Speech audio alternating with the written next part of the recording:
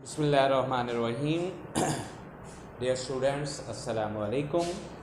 हमारा टॉपिक है करारदाद मकासद। Last time हमने डिस्कस किया था पहले वज़ीर आज़म की हैसियत से लियाकत अली ख़ान के खिदमात और कारनामे, और आज हम जो है ना हम डिस्कस कर रहे हैं करारदाद मकासद। बेसिकली ये एक इम्पॉर्टेंट टॉपिक है एग्ज़ामिनेशन पॉइंट ऑफ व्यू से, और इम्तिहानी नुक्ता निगाह से भी इसकी अहमियत है। इसके अलावा जो है वो हम इसकी अगर हिस्टोरिकल अहमियत देखते हैं, यानी कि इसकी तारीख़ी अहमियत देखते हैं, तो वो भी है। तो इसका एक एक लफ्ज़ जो है वो लर्न भी करना है और वो इम्पॉर्टेंट भी है। ठीक है, तो पेज नंबर 37 करारदाद मकासद। 12 मार्च 1949 को उस वक्त के वज़ीर आज़म नवाबज़ादा लियाकत अली ख़ान ने कानून साज इदारे में एक करारदाद पेश की, जिसमें इन नुकात की निशानदही की गई जिनको बुनियाद बनाकर मुल्क के मुस्तकबिल का दस्तूर बनाना था। कौमी असम्बली ने इस करारदाद को अक्सरियत से मंजूर कर लिया। इस करारदाद को उर्फ़ आम में करारदाद मकासद के नाम से याद किया जाता है, और करारदाद मकासद के अहम नुकात जो कि मदरजा ज़ैल है। नंबर 1, अल्लाह ताला की हकमियत। इस करारदाद मकासद में इस बात की वजाहत कर दी गई कि सारी कायनात का मालिक अल्लाह ताला है और सारा इक़्तिदार उसी को हासिल है।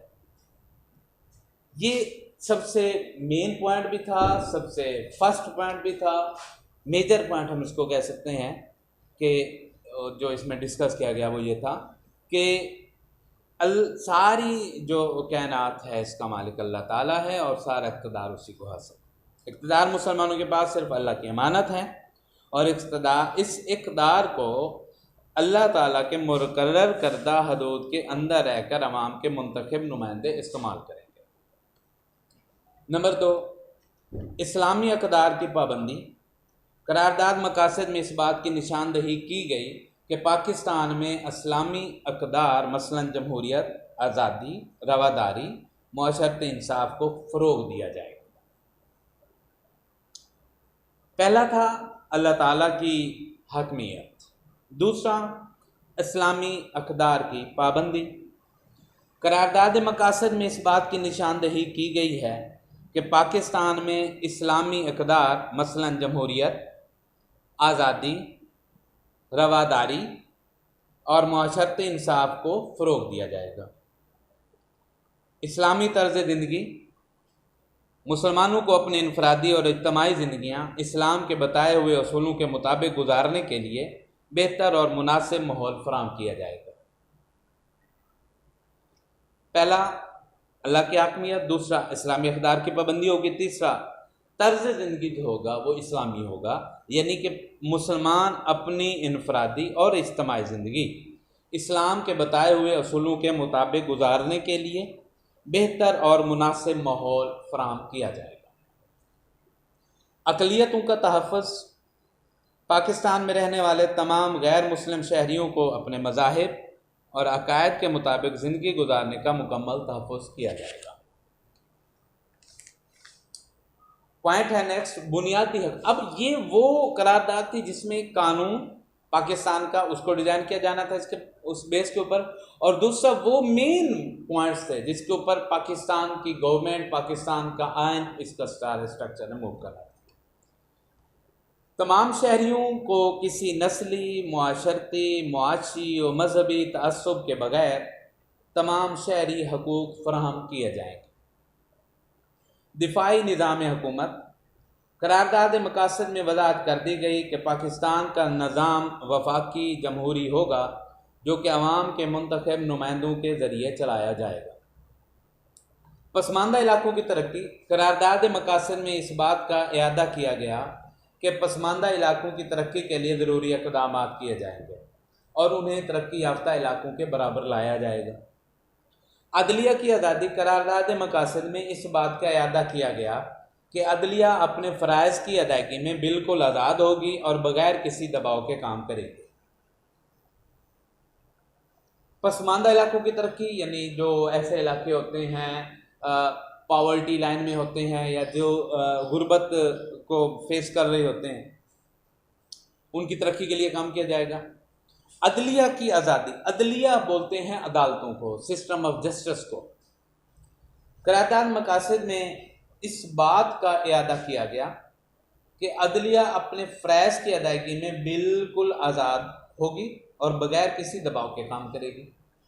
याद रखें, करारदाद मकासद का एक एक पॉइंट इम्पोर्टेंट है, एक एक लफ्ज़ इम्पोर्टेंट है। हमने अब तक जो 8 पॉइंट देखे हैं उनमें पहला पॉइंट था अल्लाह ताला की हाकमियत, दूसरा था इस्लामी अक़दार की पाबंदी, फॉलो ऑफ इस्लामिक वैल्यूज़, तीसरा था इस्लामी तर्ज ज़िंदगी, चौथा था अक़लियतों का तहफ़्फ़ुज़, पाँचवा था बुनियादी हकूक़ की फ़राहमी, छठा था वफाकी निज़ाम हुकूमत, सातवां था पसमानदा इलाकों की तरक्की, आठवां था अदलिया की आज़ादी, नौवां था उर्दू कौमी ज़बान, उर्दू कौमी ज़बान, आठवां तक हम डिस्कस कर चुके हैं, अदलिया की आज़ादी तक, कि करारदाद मकासद में इस बात का इरादा किया गया कि अदलिया अपने फ़राइज़ की अदायगी में बिल्कुल आज़ाद होगी, बग़ैर किसी दबाव के काम करेगी। नंबर 9, उर्दू कौमी ज़बान। इस बात की निशानदही की गई कि पाकिस्तान की कौमी ज़बान उर्दू होगी। करारदाद मकासद की अहमियत। करारदाद मकासद की मंजूरी के बाद पूरे मुल्क में खुशी और इत्मीनान की लहर दौड़ गई। लोगों को इस बात का एहसास हो गया कि अब दस्तूर बनाने का काम लोगों की ख्वाहिशात और मर्ज़ी के मुताबिक पूरा हो सकेगा। नंबर 1, करारदाद मकासद की अहमियत का अंदाज़ा इस बात से लगाया जा सकता है कि इस करारदाद की मंजूरी के बाद मुल्क में दस्तूर बनाने का काम का आगाज़ कर दिया गया। इस मकसद के लिए एक कमेटी बनाई गई जिसे बुनियादी असूलों को कमेटी का नाम दिया गया।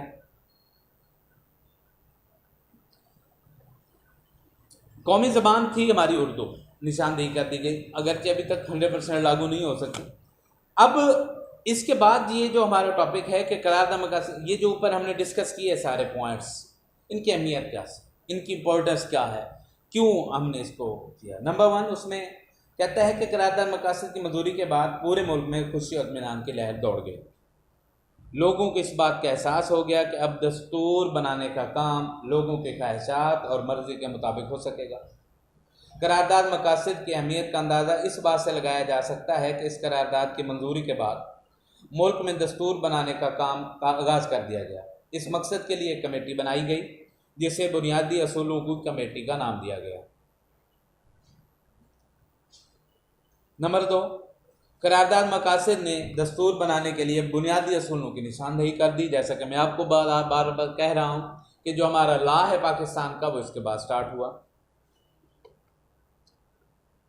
हमारी इसमें अहमियत में तीसरा और लास्ट पॉइंट है, करारदाद मकासद पाकिस्तान बनने वाले तमाम दसातीर, ये दस्तूर की जमा दसातीर है और दस्तूर बोलते हैं लॉ को, कानून, बतौर इब्तदाई शामिल की गई और 1985 में और 1973 के आइन में तरमीम की गई, तो इसे बाकायदा आइन का हिस्सा बना दिया गया। अब इसको भी आपने लॉन्ग में लर्न करना है, लिखना है डायरी में और मुझे व्हाट्सएप करना है। लेकिन आपको एक बात बता दूं, इसका एक लफ्ज़ भी मिस नहीं करना, इसका लफ्ज़ ब लफ्ज़ आपने लर्न करना है और लफ्ज़ ब लफ्ज़ ही आपने लिखना है। ये लॉन्ग में इंशाल्लाह आपके पेपर का हिस्सा बन सकती है। और कल हम इंशाल्लाह स्टार्ट करेंगे पाकिस्तान के कानून साजी के जो मराहिल हैं। और कल तक के लिए इजाज़त दीजिए। अल्लाह हाफ़िज़।